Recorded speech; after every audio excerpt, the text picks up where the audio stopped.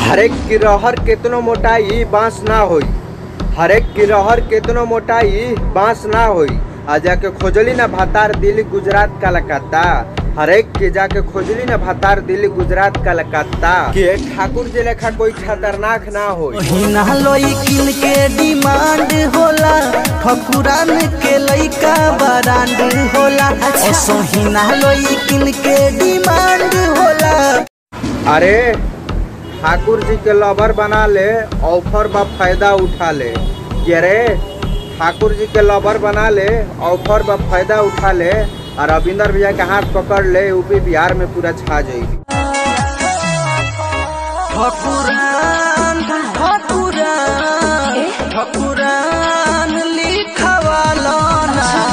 अरे की करेजा हमार कहली कि तोरा मम्मी के बन गई पतो है, अब काहे मुँह लटकैले बड़ो।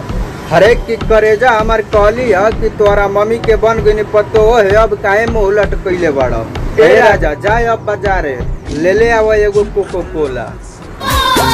राजा जाई बाजार ले आई एगो कोको कोला। हरेक की बर्दाश्त नहीं हो तब बर्दाश्त वाला गोली खाला, मन काबू हो जाए।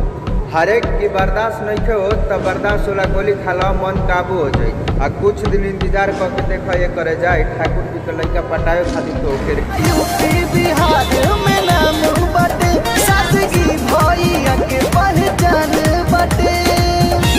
जनता